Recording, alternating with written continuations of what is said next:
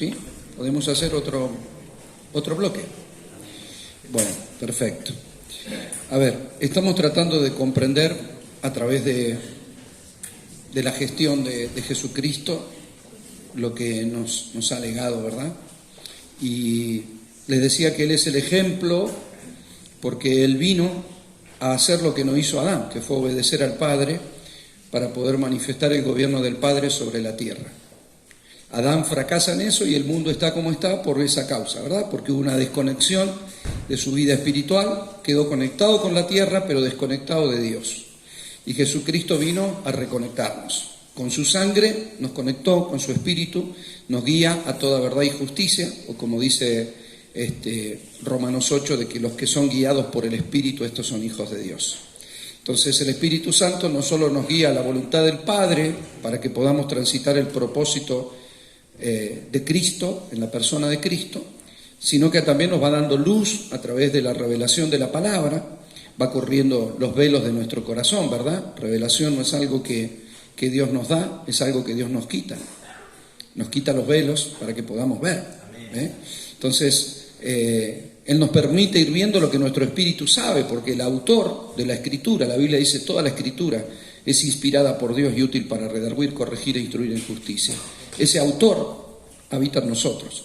Entonces, cuando alguien dice, oh, yo no entiendo, es porque necesitamos que esa conexión que tenemos nos dé enseñanza, nos dé entendimiento, para que nos suba, ¿no?, el entendimiento a nuestro ser y podamos estar sujetos a esos diseños. El pueblo judío no le reconoció a Jesús, por eso vivió las hostilidades que vivió, ¿verdad? O sea, él durante 30 años vivió como una persona normal, y aunque cuando era un niño, a los 9 años, dijo en los negocios del Padre, me es necesario estar, bueno, todavía no había entrado a los negocios del Padre en una acción o en una gestión efectiva, ¿verdad? Sino que lo hace cuando madura, cuando tiene la edad en la que un sacerdote podía ejercer ese rol, y si bien él nunca ejerció su sacerdocio en el templo, lo haría porque él fue el que llevó su propia sangre a la presencia del Padre. Él fue el sacerdote, el sumo sacerdote y el sacrificio mismo. O sea, él hizo una obra extraordinaria e integral. Por eso, en sus virtudes nosotros recibimos esas capacidades. Pero claro, en esa época no lo entendieron así. Entonces, el primer lugar, está bien, después de haber ido al desierto, haber sido tentado por Satanás, en donde él demuestra que hacer la voluntad del Padre es la que nos libra de lo que padeció Adán. Fíjese que Adán, por la gracia del Señor, fue puesto, primero que no tuvo que criarse como niño hasta llegar a la madurez, sino que fue creado como alguien pleno, sabio y santo. Y le fue dado todo. El Edén, si usted lee las virtudes del Edén, son gloriosas, la verdad. Y si uno ve el huerto, se da cuenta de lo que Dios había programado, y Dios le dijo, bueno, que esto que tenés acá se multiplique, se expanda, que vos puedas fructificar y que esto se llene, que toda la tierra sea llena de esta bendición que está sobre este lugar. Claro, sabemos que el pecado lo deja fuera de su zona de abundancia porque salió fuera del gobierno de Dios, y el Señor puso unos querubines con una espada encendida que iban de un lado a otro y no lo dejaban volver, ¿verdad? Entonces, yo creo que lo más lógico es que Adán se planteara el volver a ese lugar, porque si alguien está bien, ¿quién no quiere volver a su estado primitivo, verdad? O sea, si yo estuve viviendo la abundancia, ahora quedé en la pobreza, en el campo, trabajando mucho, siembro mucho, cosecho poco, siembro trigo, me da espinos y cardo, ¿cómo no querer volver a un lugar lleno de frutas y de bendición, verdad? Pero, sin embargo, no podía volver, porque volver implicaba la muerte. Por eso el Señor puso una espada. Y yo quiero decirle que esa espada es una figura de la cruz, porque para poder entrar nuevamente al gobierno de Dios había que morir, y lo que no hizo Adán, lo hizo Cristo. Morir para volver a meternos a la zona del reino, a la zona de bendición, a la zona de gobierno y a la zona de abundancia. Entonces, ahora sí nosotros podemos recuperar ese territorio, y sí seguimos en el mismo plan y en el mismo diseño, que es llenar la tierra, fructificar, multiplicar, porque ahora lo que Adán vio naturalmente, ahora lo debemos ver espiritualmente. ¿Ve? Y debemos entender lo que representa la expansión del reino a nivel espiritual. ¿A dónde fue primero Jesús a decir quién Él era? Y a la sinagoga, donde se supone que estaban todos aquellos que conocían las Escrituras y que tendrían que haberlo reconocido. Sin embargo, fue el primer lugar que lo atacaron y que lo quisieron matar por lo que acababa de decir. Y uno dice, pero ¿y por qué tanta hostilidad? Porque él se presenta como el Mesías, como el Cristo. ¿Ven? Ellos no tenían problema con Jesús, pero sí problemas con el Mesías. Y él vino a los suyos y los suyos no le recibieron. Ahora, ese rechazo nosotros comprendemos que fue de parte del Señor también. De hecho, el apóstol Pablo dice que aún hasta el final, parte del pueblo de Israel ha sido enceguecido hasta que entre la totalidad de los gentiles y luego sí, ellos serán restaurados como el olivo original. Entonces, eso nos abrió la posibilidad, abrió el Evangelio, el reino y el diseño a los gentiles para que todos podamos acceder a la gracia maravillosa de Cristo. Pero él sufrió el rechazo. Sufrió el rechazo de su familia, sufrió el rechazo de los religiosos, sufrió la persecución, la hostilidad del mundo espiritual. Así que nosotros no nos debe extrañar, porque cuando nosotros manifestamos la vida de Cristo se producen dos cosas que son opuestas, pero que funcionan así. O sea, Jesús fue atacado con tanta hostilidad que Isaías dice que él nació como raíz en tierra seca. No hay nada más hostil para una raíz que nacer en una tierra seca, ¿verdad? Entonces, cuando uno ve la descripción de todo lo que dice, que es varón de dolores, experimentado en quebranto, y todo lo que vivió y todo lo que padeció, y uno dice, ¿por qué? Si no hizo nada malo. ¿No es cierto? O sea, si no pecó, quiere decir que nunca mintió, nunca estafó, nunca engañó, no tenía mal carácter, no era mala persona, y sin embargo vemos que lo persiguieron, lo criticaron, lo trataron de hijo del diablo, y lo acusaron falsamente, y lo torturaron, y así murió, y vos decís, pero ¿y por qué? Por otro lado, había gente que lo buscaba, lo seguía, lo amaba, lo invitaba a comer a su casa, le llamaban amigo de pecadores, se juntó con gente, fue normal, penetró el sistema y se rodeó de gente que lo amaba y que lo buscaba. Entonces decía, ¿qué despertaba a Cristo? Las dos cosas, un rechazo y un amor profundo. O sea, nosotros nosotros como la manifestación de Cristo en la tierra, hay dos cosas de las cuales no nos podemos desprender, que es, va a haber un rechazo de las tinieblas porque somos la luz. Y la tiniebla no puede prevalecer contra la luz. Entonces, así como si una persona está totalmente oscura y de pronto es alumbrado con una linterna, lo primero que te va a hacer así, salí, apagá eso, porque le va a molestar la luz. Es decir, al sistema le molesta la luz. Entonces hay una hostilidad contra la iglesia espiritual cuando fructifica, cuando manifiesta, sí, pero por otro lado hay un deseo y una penetración de gente en el sistema que nos permite alcanzar gente que está deseosa y anhelante y está ahí como buscando algo y no sabe qué, porque siente un vacío existencial, porque fuimos creados para contener a Dios y no saben contenerlo. Nosotros portamos la unción, por lo tanto, cuando penetramos el sistema, nosotros lo que hacemos es expandir el reino y llevar la persona de Cristo en todo lugar. Por eso Dios nos ha dado dones, talentos, capacidades y virtudes que son de Cristo, pero por habitar en Él, por caminar en Él y porque Él está en nosotros, por su Espíritu, nosotros podemos manifestarlo. ¿Ve? Entonces, ¿es necesario eso? Sí, porque si nosotros entendemos cuerpo de Cristo como algo que simplemente está concentrado y no tiene penetración en el sistema, estamos tratando de meter el frasco dentro del producto y es al revés.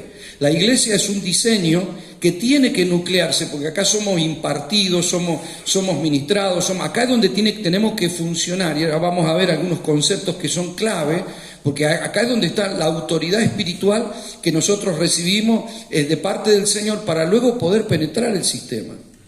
¿Ve? Pero si no tenemos esa penetración, sabemos estar acá reunidos y vamos a evaluar la vida espiritual de una persona por si viene al culto o no viene al culto. O sea, se supone que tiene que venir al culto, pero la idea es cómo llevo lo que tengo a lo que soy a la vida. Y no separar lo secular de lo que no tiene que ser separado, porque en realidad no hay nada secular para nosotros en Cristo Jesús. Todo es del Señor y todo es reino. Tu vida, tu matrimonio, tu casa, tus hijos, tu trabajo, tu tiempo, tu casa, todo. ¿Ve? Entonces, así como lo vemos a Jesús, que era una persona normal pero ungido, que era amado y que era odiado, la iglesia es igual. La iglesia es la manifestación de Cristo. Entonces hay gente que te va a contar su problema y vos no sabés por qué, pero te va a buscar, te va a contar su problema, te va a abrir el corazón y dice, no sé por qué te cuento lo que te cuento, pero me hace bien hablar con vos. Y usted dice, pero ¿y por qué? Porque tengo el Espíritu de Dios dentro mío y la persona está delante de la presencia de Dios y no lo sabe. Entonces hay algo que lo quebranta, hay algo pues somos portadores de luz, somos embajadores de Cristo, tenemos un mundo que está en oscuridad y nosotros tenemos luz. Vivimos en un mundo que está muriendo y nosotros somos portadores de la vida. O sea, cuando el Señor dijo que las puertas de la muerte no prevalecerán contra la iglesia, porque nosotros tenemos un antídoto que no existe en ninguna vacuna de la tierra. Nosotros tenemos la vida eterna y eso no la tiene nadie. Entonces tenemos un producto que el mundo necesita y tenemos que convencer a la gente que venga al culto porque no hemos sabido ir. ¿Ve? Entonces, claro que tenemos que venir, porque es lógico el venir, pero es para ir. Cuando yo veo la iglesia en el funcionamiento de las cuatro paredes, no entiendo lo que Jesús le dijo al Padre. Jesús le dijo, no los quites del mundo, guárdalos del mal, porque no son del mundo, como yo tampoco soy del mundo, pero la idea es que penetren en el sistema y que sean uno para que el mundo pueda creer. Entonces, si nosotros no operamos en la unicidad verdadera del cuerpo de Cristo, que ahora también vamos a ver algunos conceptos, y no logramos comprender la expansión de la iglesia, entonces no vamos a funcionar con efectividad, ¿ve? Porque Jesús fue una persona normal, que podía estar en un casamiento, podía estar en un cumpleaños, podía estar con la gente, podía estar, le llamaban amigo de pecadores, se metía en la casa de un romano como de un judío y tenía como discípulo un cobrador de impuestos. O sea, vos decís, pero ¿por qué? Porque él no era un religioso, ¿ves? O sea, era una persona que él conocía, él sabía, pero él expresaba la vida donde la tenía que expresar. Y en algún lado la iglesia perdió eso, en una medida. ¿Ve? Entonces, medimos nuestra espiritualidad acá, pero en realidad tenemos que ser efectivos en la vida y no desasociar esto, que se empezó a desasociar después del tercer siglo, cuando se empezó a crear lo que se llamó la Iglesia Católica, donde se volvió a establecer un sacerdocio, un templo como la casa de Dios. Y en realidad la casa de Dios somos nosotros. La iglesia somos nosotros, no las cuatro paredes. Que nos podamos reunir acá, bárbaro, perfecto. Entonces decimos, bueno, hermano, pase al altar. Y este no es el altar. En el nuevo pacto el altar está en nuestro corazón. Pero no está mal que digamos, venga al altar. No está mal que diga, bienvenido a la casa de Dios. Y no es un problema de expresión, es un problema de revelación. Entonces, yo no tengo problema que diga, bueno, me voy a cambiar porque me tengo que ir a la iglesia. Es que en realidad no te podés cambiar para ir a la iglesia porque la iglesia sos vos. O sea, no me voy a cambiar para ir a mí mismo. Ahora, yo entiendo lo que decimos, no se trata de expresiones, o sea, no, hermano, cambie. No, si no afecta a tu conciencia está bien, pero el problema es que hemos tenido esa conciencia. ¿Por qué? Porque en realidad en el primer siglo no existía eso de ir al templo. Se empezaron a reunir en el templo, porque era el lugar donde iban y todos oraban los judíos, se metían los cristianos también ahí. Pero, por ejemplo, cuando irrumpió el Espíritu y fueron llenos del Espíritu Santo, estaban en el aposento alto. Pero usted no ve que después abrieron la iglesia del gran aposento. No, se reunían en las casas y siguió extendiéndose y expandiéndose el reino, y entonces se empezó a mezclar. Y por un lado estaba la presión de los judaizantes que conocían las Escrituras, y por el otro lado un montón de gentiles que se convertían que no tenían ni idea del Dios de Israel. Entonces la iglesia en un momento sufre un desequilibrio y se cae más para el lado judaizante por una sencilla razón. Usted lo ve a Pablo peleando con eso. ¿Por qué? Porque trataron los apóstoles de basarse en la Escritura, y curiosamente el Señor le sale al cruce a un Saulo de Tarso, que era un religioso, que perseguía a cristianos para revelársele de otra manera. ¿Por qué? Porque Pablo nunca estuvo con Jesús. Nunca ahí lo siguió al Sermón del Monte, ni lo vio hacer milagros, no, Pablo estuvo con el Cristo resucitado. Entonces Pablo recibe una revelación de lo que es Cristo y de lo que le estaba dando a él en cierta medida. Por eso Pablo escribe sus epístolas, y el mismo Pedro, que caminó con Jesús 3 años, dice, bueno, las cartas del hermano Pablo son difíciles de entender y algunos la tuercen. Claro, pero porque Pablo dice, yo nunca estuve con él. Yo fui llevado al tercer cielo y Dios me mostró un diseño. ¿Por qué? Porque a él se le reveló el Cristo. Y Pablo llegó a comprender que no era por el camino de la religión, sino de la vida. ¿Ve? Los discípulos no terminaban de comprender porque estuvieron con él. Entonces muchas cosas las asociaban, pero todavía no lograban coordinar bien qué era la iglesia.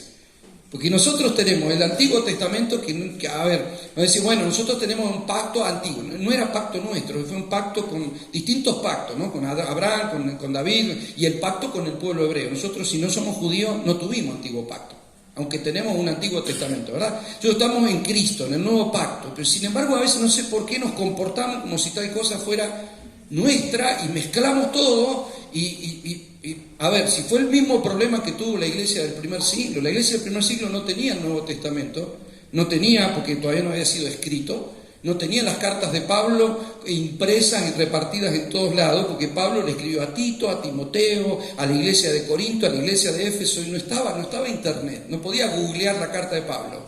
Entonces nosotros hoy tenemos un entendimiento mucho más extendido de lo que fue el diseño, de lo que es el diseño de la iglesia. Hoy podemos entender, porque esas cartas tuvieron que recuperarse. Lamentablemente, toda la estructura que se gestó en lo que fue la formación de la Iglesia Católica volvió a meter el sacerdocio, con un diseño arónico. O sea, a ver, si bien Dios dijo, todos somos sacerdotes, todos somos reyes, todos somos hijos, todos somos... El que hizo el catolicismo de Roma volvió a establecer un sacerdocio. Ahora es el sacerdote. ¿Querés confesarte? No hablas con Dios, hablas con el sacerdote. Si te tenés que ser disciplinado, el sacerdote te va a decir. O sea, el sacerdote vuelve a ser el mediador. El templo, la catedral, que hacían las catedrales grandes porque se supone que era la casa de Dios en el pueblo. Entonces la casa más grande del pueblo era la catedral. Entonces la casa de Dios y la misa era el momento en el que tenías que ir a la casa de Dios, por eso te tocaban la campana. Hay que ir a la casa de Dios. Cumplir con sus dogmas, pero vos ya, no, es el laico y el clero. Si sos clero tendrás que ponerte a estudiar. Si sos laico, la mayoría, casi el 80% de la gente en esa época era analfabeta, y como tampoco le daban acceso a la Biblia, yo te leo la Biblia, encima te la leo en latín y lo único que tenés que decir es amén. Entonces se metieron un montón de estructuras muy perversas, que permanecieron ahí 1200 años. Hasta que en el 1517 comienza la Reforma Protestante por mano de Lutero y los distintos reformadores.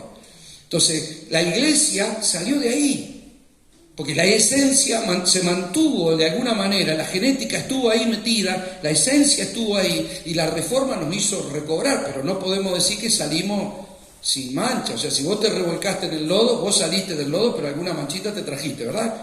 Bueno, algunas estructuras se trajo la iglesia. Entonces empezaron a formar denominaciones y doctrinas y cosas que empezó a meter el hombre, y empezamos a perder cierto formato en el cual seguimos pensando que los que estamos acá adelante somos los ministros y somos los que sí, tenemos un ministerio, pero todos somos ministros.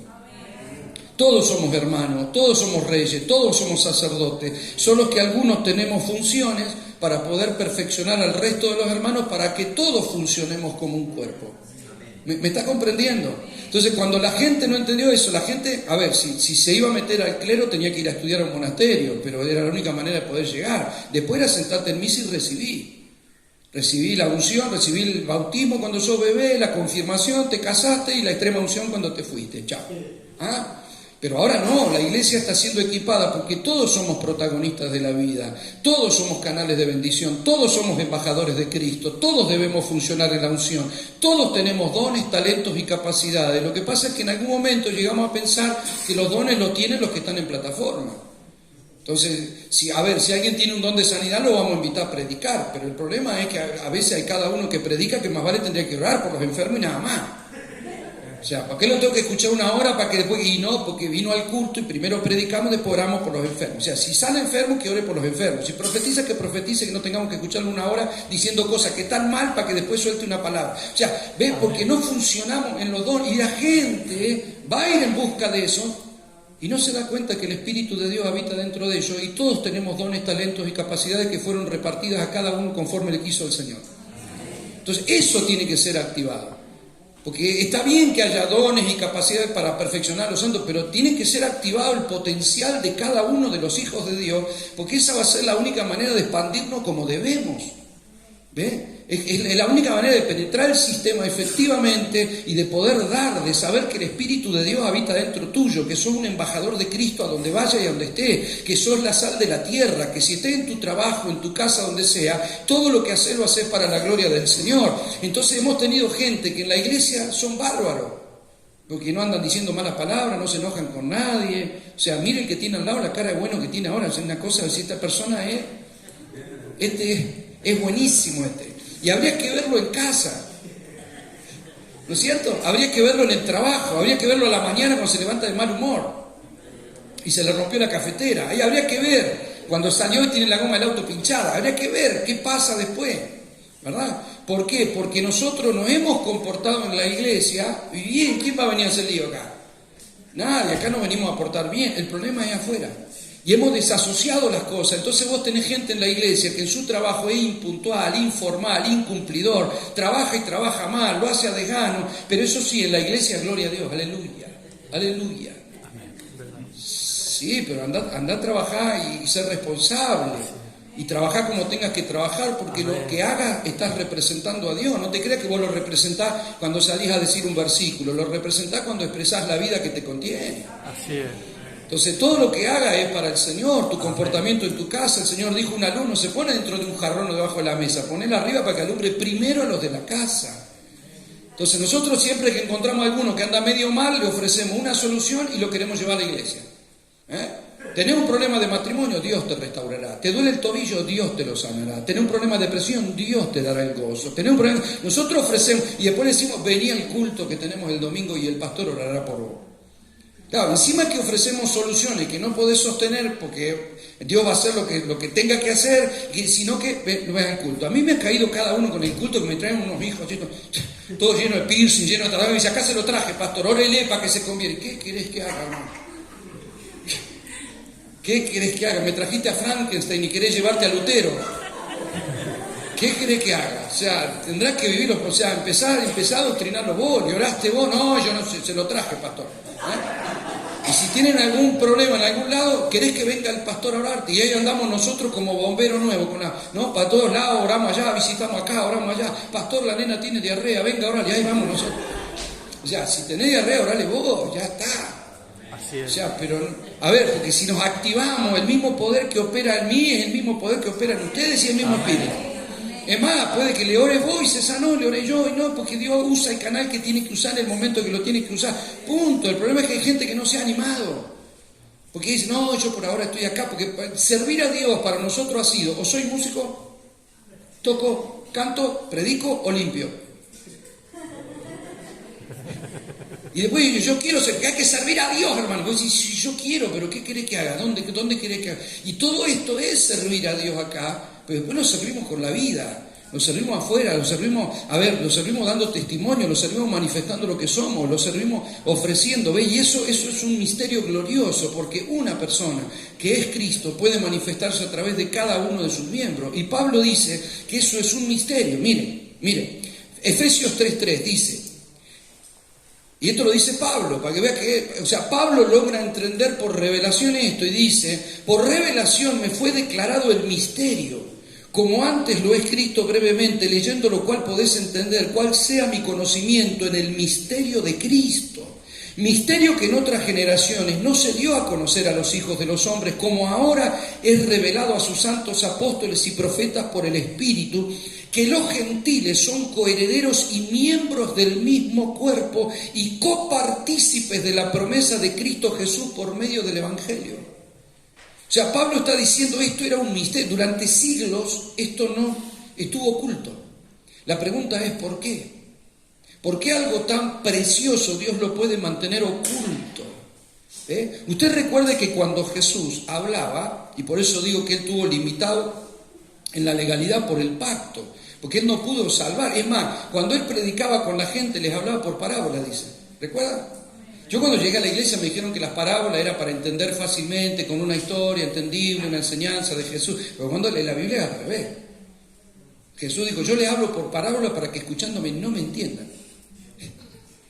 O sea, es como que yo les predique en alemán y dice, ¿por qué les hablan en alemán? Para que no me entiendan. ¿Y por qué no querés que te entienda? Porque no era legal algunas cosas. O sea, hay cosas que te las voy a envasar en una parábola para que a su tiempo el Espíritu te las revele, pero hoy no es el momento en el que podés saber esto. ¿Por qué? Porque llevaban miles de años en donde vos tenías el Cristo anunciado, el Cristo figurado, pero no tenías el Cristo manifestado. Y aun cuando Cristo se manifestó en Jesús, todavía era ilegal algunas cosas, por eso Él no evangelizó predicando salvación, sino que perdonó pecados, pero tuvo que esperar su justificación. Y esa tarea se la dio a la iglesia. ¿Me estás comprendiendo, iglesia preciosa? Ahora, ¿y por qué? A ver, porque el reino, o sea, Cristo no vino, cuando él empezó cuando Juan el Bautista empezó a predicar, ¿qué anunció?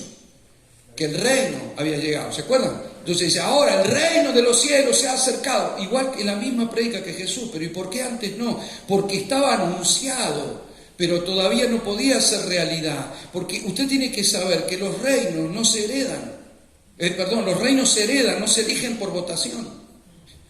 O sea, cuando usted mira el antiguo pacto, si David gobernó, su hijo se va, excepto que haya un ataque y mataran a su descendencia, como le pasó a Saúl, que lo mataron a Saúl, mataron a su hijo y mataron a sus nietos, y se salvó Mefiboset porque también lo quisieron matar. O sea, ¿por qué? Porque para que un reino volviera a reinar tenían que matar su descendencia, porque los reinos se heredaban. O sea, el hijo del rey es el príncipe, futuro rey.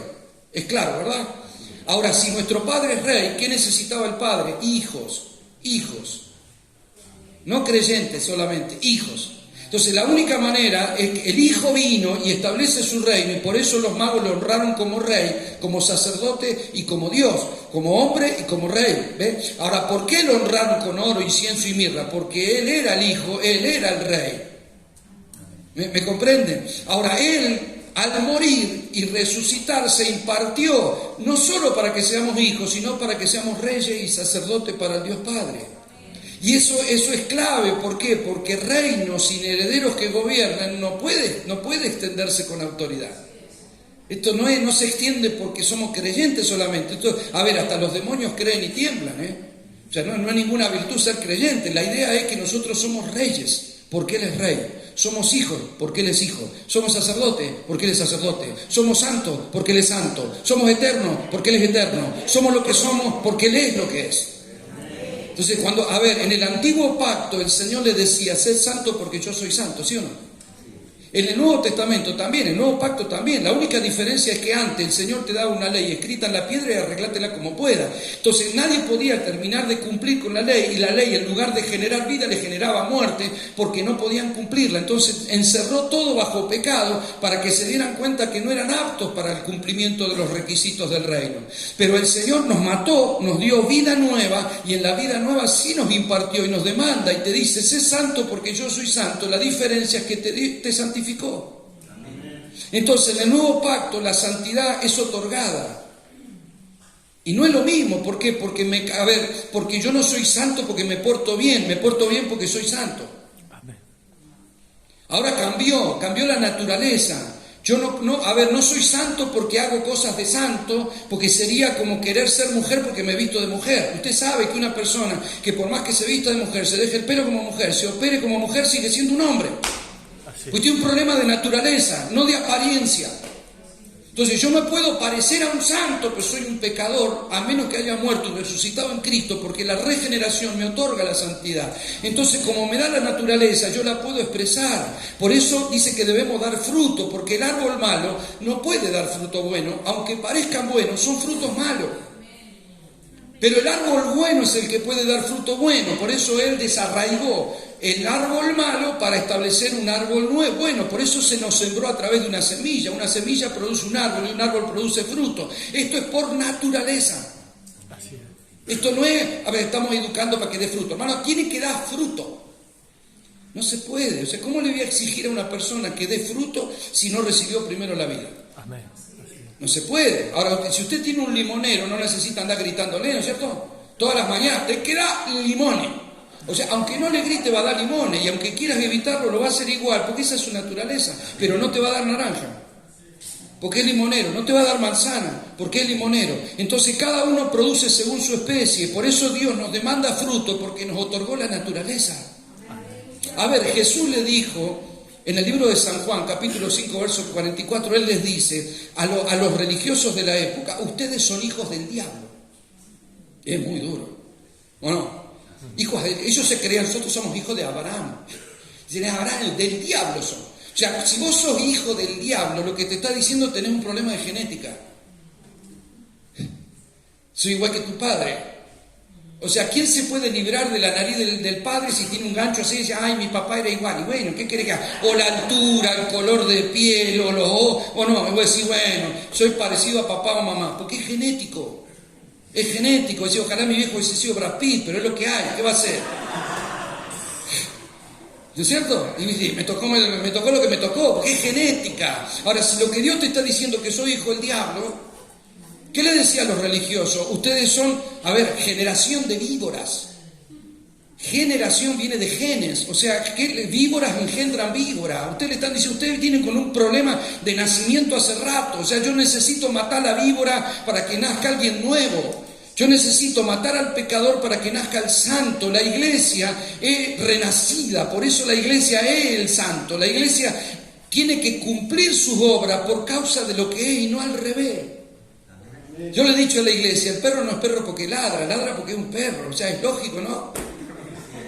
Ahora yo agarro y digo, wow, wow, y dice, sí, muy lindo, pastor, pero perro no es. ¿Por qué? Porque ladrar no me convierte en perro. ¿Me está comprendiendo lo que le quiero decir? Entonces, hacer cosas de santidad no te convierte en santo. Lo que te convierte en santo es que Él te santifica por el Espíritu Santo que habita en vos. Y Él te otorga en el nuevo pacto todo lo que no podés conseguir con tus fuerzas.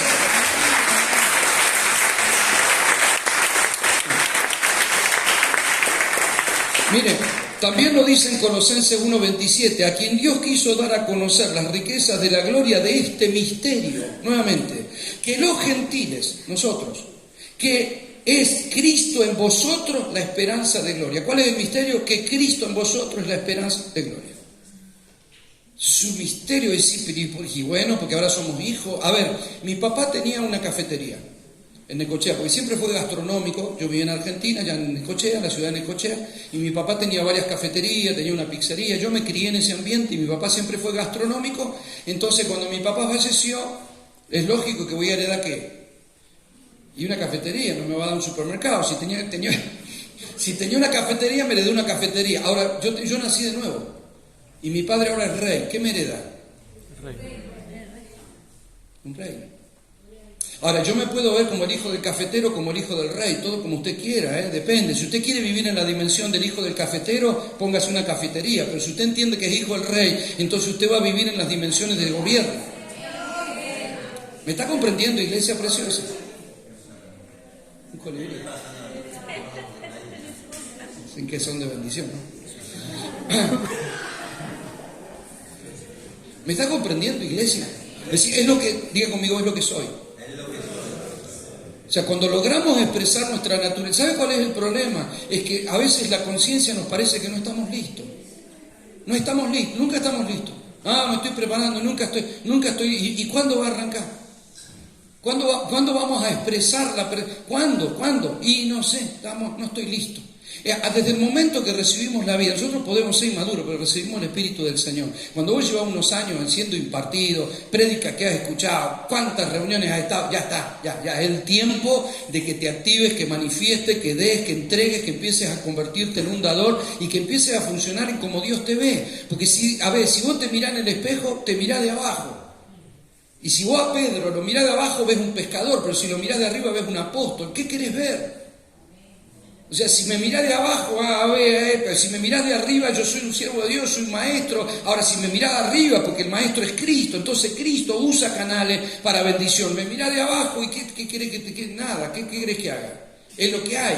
Si miramos la iglesia de abajo, nos vamos a encontrar con las relaciones. Si la miramos de arriba, nos vamos a encontrar con la comunión que Dios pretende. Y esto lo lleva Pablo al diseño. Nuevamente, si me acompaña a Éfeso, pero el capítulo 5, dice... Porque somos miembros de su cuerpo, de su carne y de sus huesos. Y acá es bárbaro, porque Pablo venía hablando del matrimonio. De que amá a tu mujer como Cristo amó la iglesia. Y mujer, esté sujeta a su marido. Y si quiere lo recordamos. No es necesario, ¿no?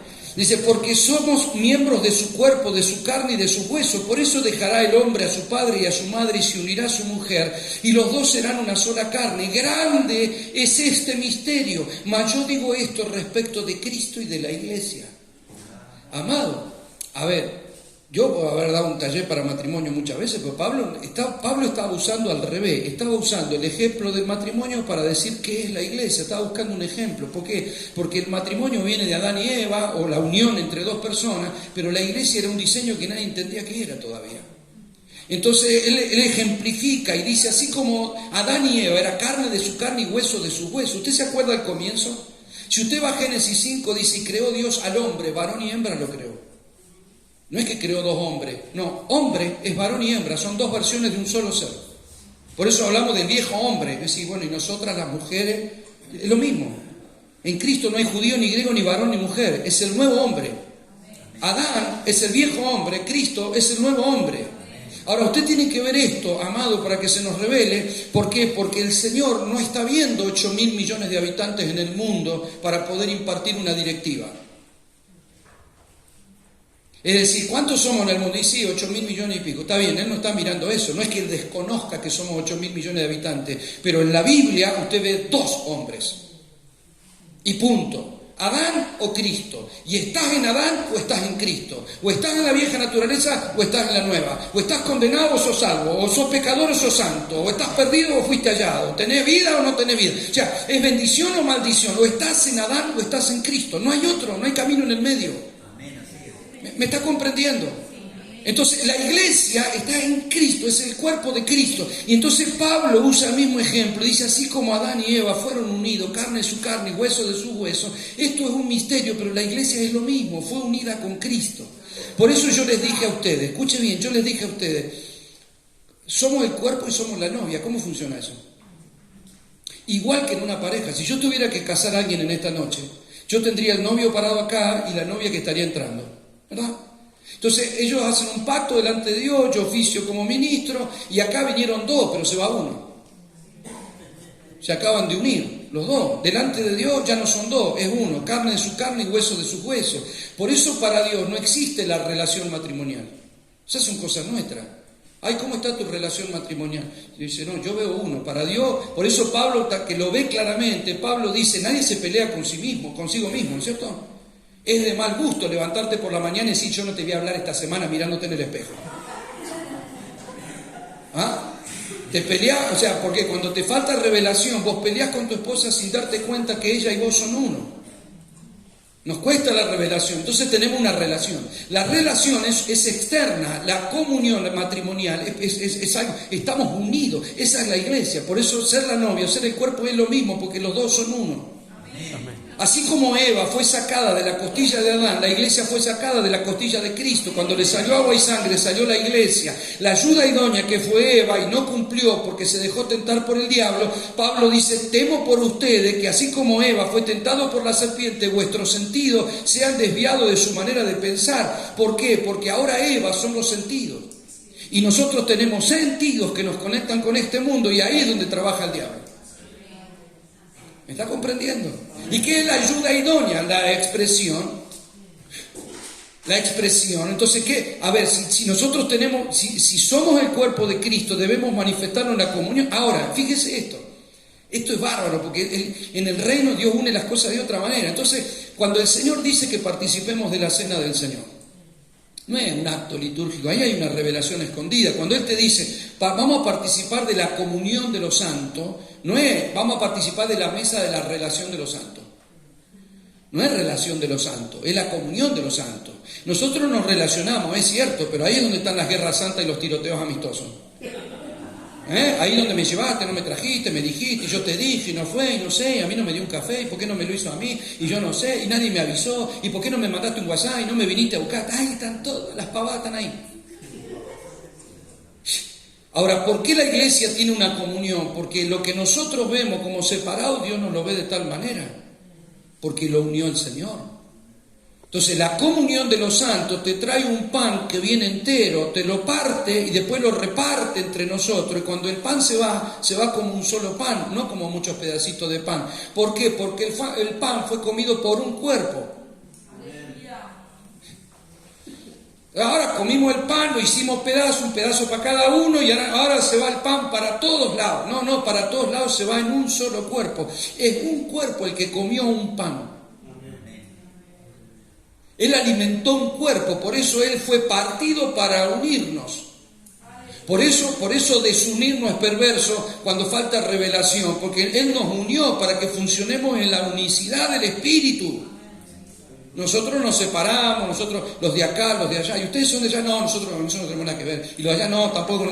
O sea, son cosas nuestras, pero no de Dios. Ahora, ¿está mal que haya distintas congregaciones? No, porque, a ver, es como decir, bueno, estamos en España, cada hogar vive de manera diferente, ¿sí o no? Cada familia, a uno le gusta la televisión fuerte, al otro no, a uno la música, a uno le gusta tal comida. Cada familia un mundo. ¿Y está bien? Sí.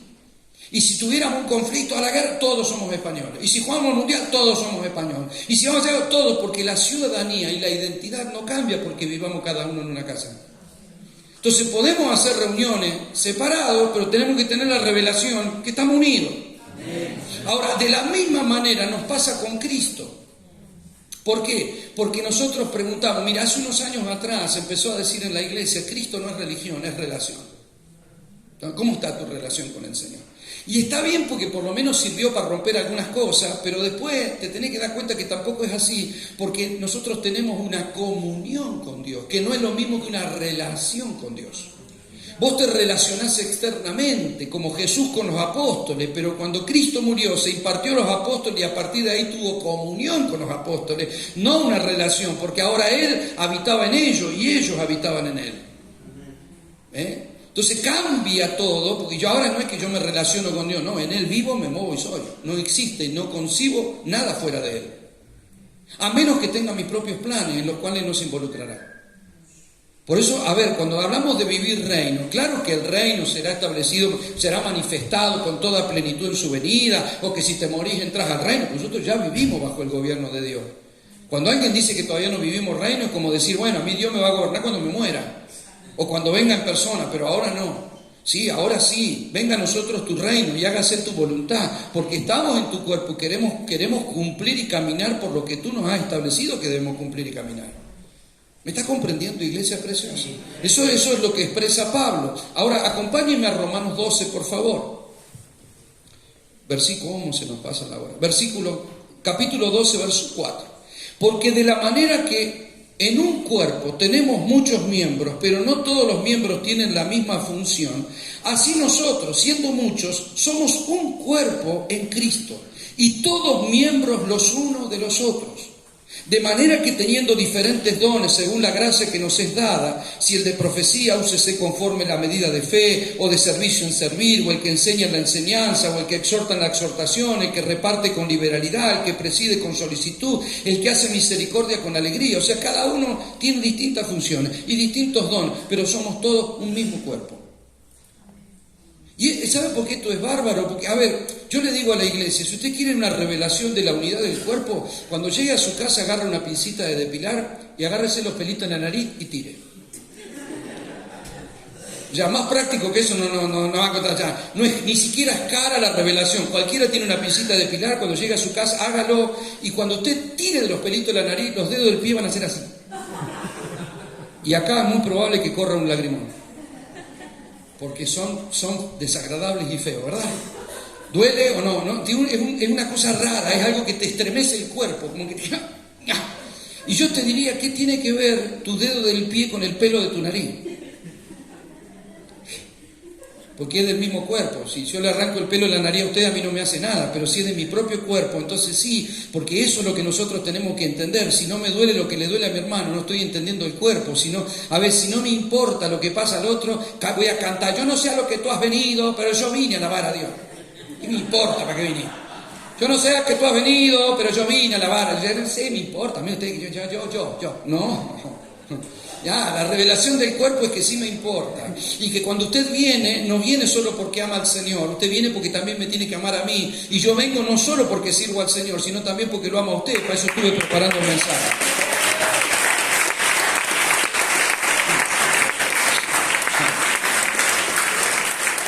Las individualidades así no funcionan, ¿ves? Entonces tenemos que entender lo que funciona. Mire, yo una vez tuve una infección en una muela. Fui al dentista, me dio una inyección que me tenía que poner. Me fui a la farmacia a ponerme la inyección. Y entonces la enfermera de la farmacia me dice, bájese el pantalón. Le digo, pero es la muela la que me duele. Sí, pero en la inyección. Pero ¿y qué tiene que ver mi nalga con mi muela? Es que es lo mismo, es de su cuerpo. ¿Ve? Entonces está todo unido porque es un cuerpo. Yo no puedo decir nada, la muela es la muela. O sea, cuando te duele la muela andas mal, pones cara de amargado, te acostaste a dormir, no podés. Yo te tendría que decir, si te duele la muela, lo demás está sano. Sí, bueno, ¿y por qué? Porque es parte de mi cuerpo, es la expresión del cuerpo, es la vida del cuerpo, es la manifestación del cuerpo. Usted no puede tener un cuerpo pleno con miembros de su cuerpo enfermo. O sea, si no me funciona la pierna, todo mi cuerpo está limitado para la plenitud. Voy a decir, ¿por qué no correr? Porque no puedo. ¿Y por qué no hacer ciertas cosas? ¿Por qué no subir una escalera? Porque no puedo. Porque parte de mí no puede. Mi mente está intacta. ¿No nos pasa lo que tenemos más de 50, que tenemos la mente intacta? Yo fui a jugar al fútbol con los pibes de la iglesia. Amado, yo veía la pelota como a los 15, 16 años, como a los 20, la veía ahí y corría, solo que cuando llegaba no estaba. Me lo pasé corriendo atrás de la pelota, no agarré una, mi señora dice, ¿por qué no salí? O sea, si mi señora que me ama me dice, ya está, amor, descansa un poquito. Si con todo, ya está, descansa un poquito. Sí, le digo, ya corrí un rato. O sea, a ver, tu esposa y tu madre son las únicas que te ponen a decir, está lindo. O sea, si te dice salir es porque... ¿verdad? O sea, es salir porque estás luciendo feo. Estás jugando mal. Ahora, yo le puedo asegurar que mi mente está intacta. Yo la veía ahí. Yo era Ronaldo, en mi mente... La veía ahí, pero no llego. ¿Por qué? Porque el cuerpo, si no tenés plenitud, no puede tener expresión. Entonces, por eso tanto, hermano, congreguémonos, comprométase, porque a esto arribamos todos juntos, a esto arribamos en el compromiso de todo, esto no lo va a hacer el pastor. No es que si la iglesia crece y no sé, nos miran a nosotros como diciendo, ¿qué pasa? Que se han ido una familia. Y si estuvo linda la reunión que tuvo, hoy estaba reungido el pastor. Amado, todo lo hacemos en nosotros. Esto no es, vino el ungido para mover las aguas, el ángel del Señor. No, esto lo hacemos entre todos. Cuando adoramos, creamos ámbito. Cuando expresamos, cuando el Espíritu se mueve, la iglesia es la expresión de todo. Todos somos responsables. Ahora, yo quiero entender lo que Pablo está planteando aquí en Romanos 12. Somos un cuerpo y todos miembros los unos de los otros. Ahora, si usted me dice, ¿cómo hago para comprender esto? Bueno, cuando vos lees el libro de Romanos, lo mismo, tenés que arrancar con un hombre caído. Romanos 3, todos estamos destituidos, todos se hicieron inútiles, nadie busca a Dios, ni tan solo uno. Así tenés que arrancar. No estoy acá por mérito propio, no es que Bilú y entré, o sea, así estaba. Entonces, usted ve que el Señor agarra a un hombre incapaz, se manifiesta, le da vida, lo compara con, si usted lee Romanos 5, lo mete en Adán. Le dice, así como por Adán, todos murieron, por Cristo todos resucitaron. Y entonces capítulo 6 ya tenemos un hombre que resucitó, pero el capítulo 7 dice, bueno, a veces no hago lo que quiero, sino lo que no quiero, eso hago, miserable de mí, ¿quién me librará de este cuerpo de muerte? Dice, doy gracias a Jesucristo. O sea, Pablo entiende muy bien nuestro proceso. Vamos a decir, pastor, yo no estoy listo. Si es por listo y mirás a Adán, no estamos listos nunca. Pero si nosotros logramos ver al Cristo que habita en nosotros, ya estamos. O sea, yo he tenido gente en el ESI y dice, pastor, yo me encuentro pensando cosas y actuando mal. Yo siempre le fallo a Dios. Y yo le digo, hermano, vos no le fallás a Dios, vos naciste fallado. Y yo también, o sea, nacimos fallados. Ya, por eso nos mandó a la cruz, porque no es que Dios está pensando cómo te mejoro.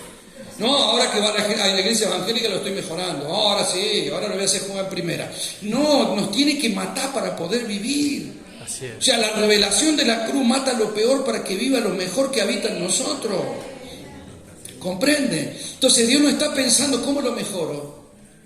Tengo un pecador, pero lo voy llevando lindo porque está en un seminario y ahora compró la cartilla, está leyendo, entonces ahora va a salir de... No tiene esperanza. Adán es ingobernable. Dios no, o sea, no podés discipular a Adán. Dios no tiene esperanza en la vieja naturaleza. Pablo dice, despojaos del viejo hombre y vestite de la nueva naturaleza que te ha sido otorgada en Cristo para funcionar en sus dimensiones.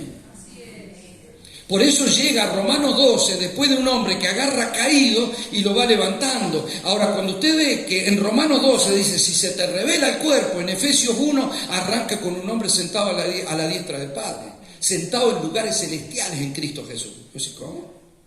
Claro, porque son dimensiones. A ver, si yo todavía ando discutiendo salvación, nunca me voy a sentar en lugares celestiales. ¿Y cómo me voy a sentar allá si estoy acá?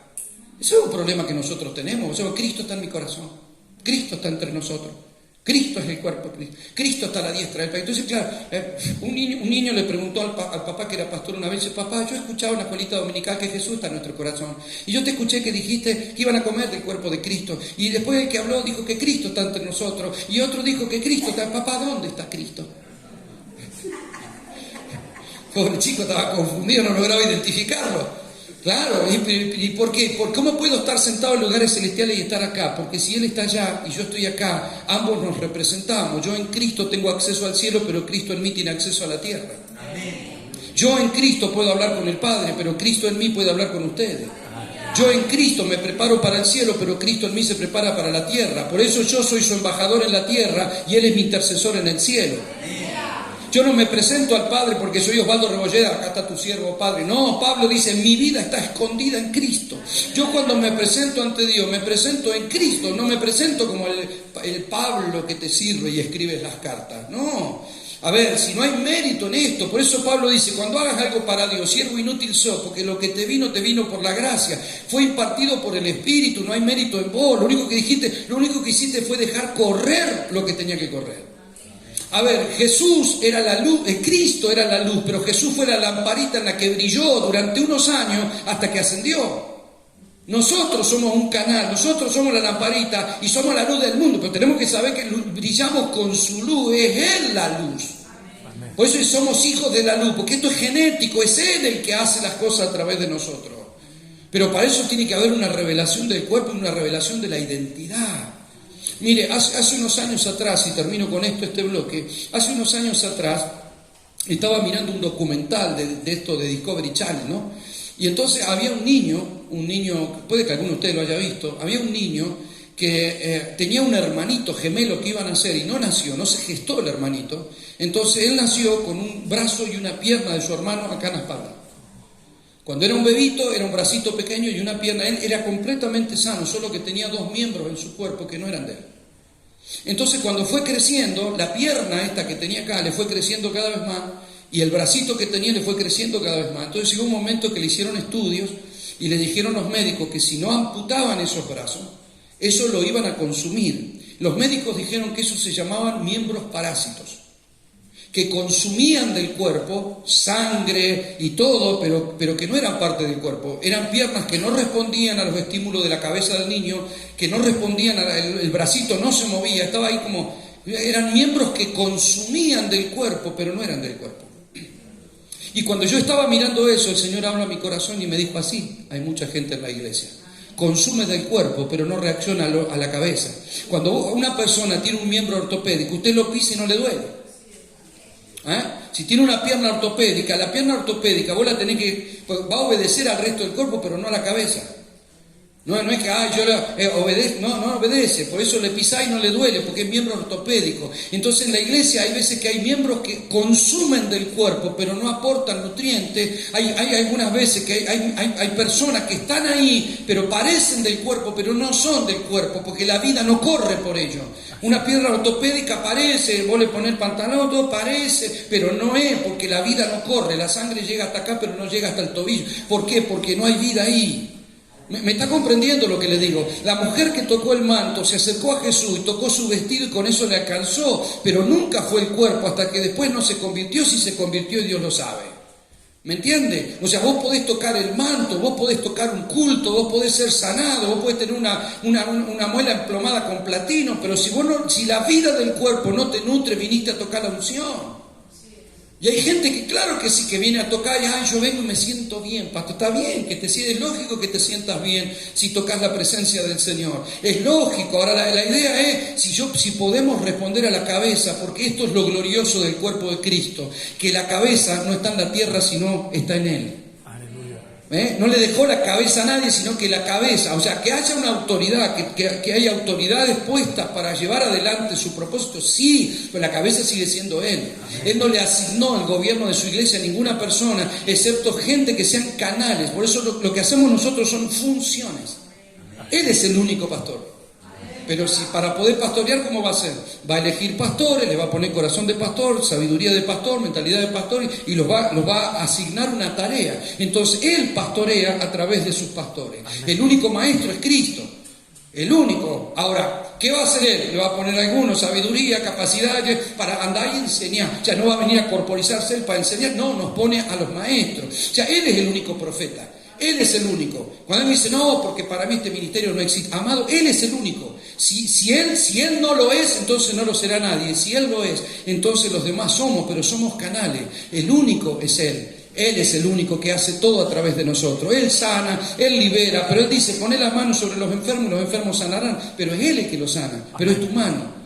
¿Ve? Entonces él es el que enseña, pero es mi boca. Pero sin embargo es él el que impartió. Y si tenemos algo, por gracia lo tenemos. Lo único que hay que hacer es dejar que su vida fluya. Es dejar que ser un canal. A ver, cuando usted está en su casa, no le da gracias al grifo por poder tomar agua o por poder lavarse la mano. O sea, el agua es la que te permite refrescarte, saciarte o bañarte. El grifo solo deja salir el agua. Y si el agua no sale, usted tiene que saber que el agua viene del tanque y el tanque viene de un depósito en un río. No sé de dónde vendrá, pero viene de un canal inagotable. El río del Espíritu viene de un canal inagotable. Solo pasa a través de nosotros y somos un canal para tocar, para que la gente sea alcanzada, para que la gente sea saciada, para que la gente sea impartida, para que la gente reciba los frutos y pueda comer de nosotros como comió de Cristo en su tiempo, porque somos la manifestación de su cuerpo y eso es lo que el mundo está necesitando. Cuando nosotros decimos bienaventurado el que cree sin ver, y sí, está bien, cuando no tenés que ver, es bueno que creas sin poder ver, pero lo ideal sería que este mundo pueda ver a la iglesia, que es el cuerpo, porque cuerpo es lo que manifiesta la vida, y no necesariamente que vea un cartel ni un salón, sino que nos pueda ver a nosotros que somos embajadores de Cristo en la tierra. Vamos, apláudale al Rey de Gloria, póngase de pie.